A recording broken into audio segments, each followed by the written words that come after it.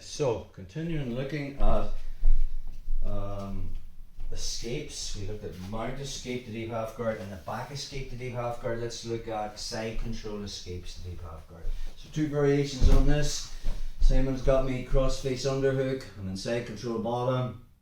9 times out of 10, instead of being defensive and keeping my knees tucked, trying to stop him advancing position to mount, I'm going to drop my legs down, luring him into mounting. So one of the most basic, the two ways to mount from side control is step over mount or his knee cross belly. We'll look at that one. So again, from that position, he'll start to want to bring his two hands either side of my head, his shin's going to come across, and then he's going to change his head position and turn and get into the mount position. One more time on that, bro. Shin comes across, he's got head control, he moves. The reason he wants to switch positions there, the reason he wants to move his head position, because against good players,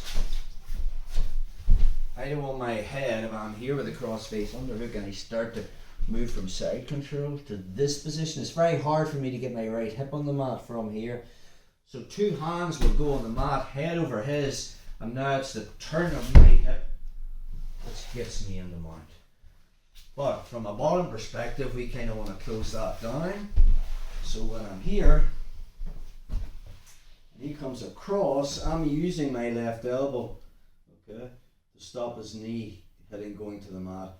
Now I'm also going to straighten my left leg, and as he turns his hip and drops it down, I just snag it. And same as the other escapes, my right hand's already waiting to underhook this, and I just flare his knee to create the space, and then I just move in the deep half guard.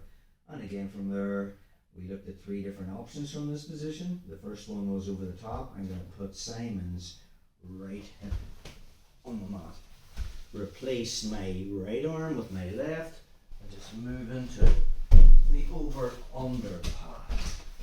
One more time on that, bro. Just here, there, buddy. So he moves into that position. My elbow's already stopping. I straighten my leg as he turns his hip. My right hand's coming in and moving into deep half guard. Once I'm there, option 1 is I just try to put his right hip on the mat. So I drop it down.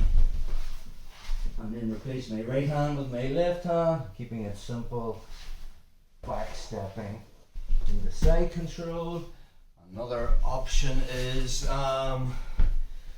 he's in side control and I win the underhook. Okay, so again from this position, I'm going to straighten my right leg, stretch my underhook and hook his left leg. His right leg with my left leg, so that sort of hook. And now my right elbow is just going to make a wedge, and I'm bringing my right leg between his legs. The transition to deep half is a lot easier when my right leg is between his legs, and then I just roll from my right side to my left side. And I'm back into deep half guard again. And again from that position, I can start to put his hip on the mat, switch arms, and I can move into side control. More on that one, bro. Notice the way my right leg isn't in between his legs when he's in side control top. The goal will be to get the half guard from here. So again, I bump, start to win that underhook, turning my head, stretching him out a little bit, using my right elbow to wedge, and then I just hook his leg. Now from there I can just push and get my leg on the inside. Notice the way I'm on my right side. I just roll from my right side to my left side, putting Simon into deep half guard, and again first sweep from there was over the top.